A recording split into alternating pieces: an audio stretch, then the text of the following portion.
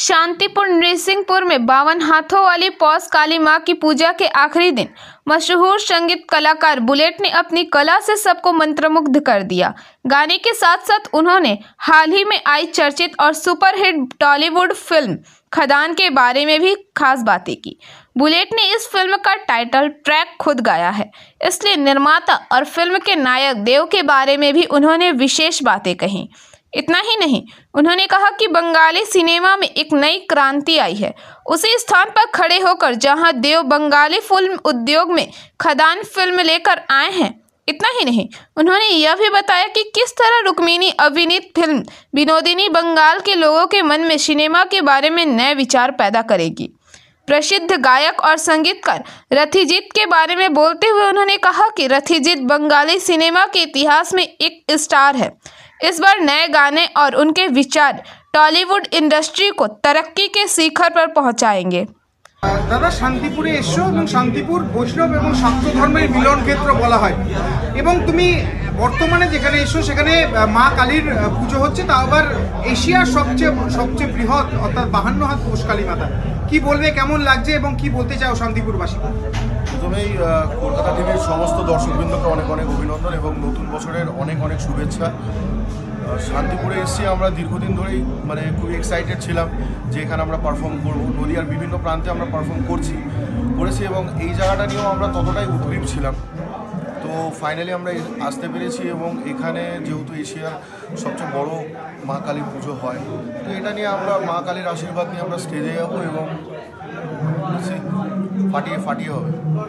Bangla rock প্রজন্ম নিয়ে একাধিক কথা ওঠে, কিন্তু রক প্রজন্মর যে সবথেকে বড় কথা যে বলা চলে গড অর্থাৎ গডফাদার রূপম ইসলাম, সেক্ষেত্রে রক প্রজন্মকে বুলেট হিসাবেও মানুষ চেনে। সেক্ষেত্রে এই রক প্রজন্ম নিয়ে বা রকের যারা বলা যেতে পারে যারা শ্রোতা, তাদের উদ্দেশ্যে কি বলতে চাই? আমাদের তো সবারই গুরুদেব কম বেশি, আমাদের সবারই গুরুদেব রূপম ইসলাম এবং যার কাছ থেকে আমরা প্রতি সময় অনুপ্রাণিত হয়েছি। তিনি এখনও যা তিনি দিয়ে যাচ্ছেন এবং তার কনসার্ট অ্যাটেন্ড করা, তার গান শোনা, তার কাছ থেকে প্রতিনিয়ত শিখেই যাচ্ছি।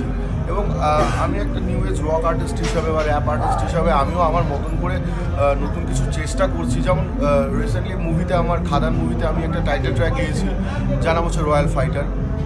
আমাকে দিয়ে যিনি এতটা বিশ্বাস এবং আস্থা রেখে আমাকে দিয়ে যে গাইছেন রথিত স্যার, আমাদের রথিত ভট্টাচার্য, এবং ধন্যবাদ জানাবো দেবদাকে এবং সুরেন্দ্র ফিল্মসকে। শুধু রক মিউজিক নয়, রক মিউজিক, র্যাপ মিউজিক এবং তার পাশাপাশি গ্রাঞ্জ মিউজিকের উপরেও আমি নানান রকম কাজকর্ম করে চলেছি। আমাদের ব্যান্ড বুলেট অ্যান্ড বহিমিয়ান্স, আমাদের অনেকগুলো ব্যাক টু ব্যাক ট্র্যাক আসতে চলেছে, অরিজিনালস আসতে চলেছে।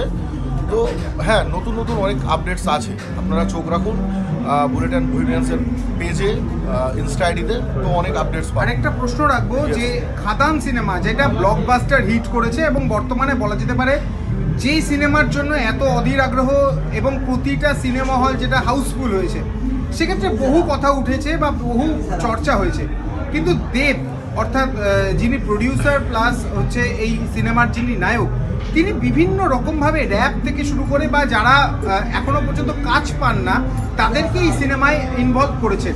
সেক্ষেত্রে এই ब्यूरो रिपोर्ट PVTV न्यूज़। नियमित अपडेट एवं दुनिया भर की ताज़ा खबरों के लिए हमारे फेसबुक पेज को फॉलो एवं यूट्यूब चैनल को सब्सक्राइब करें।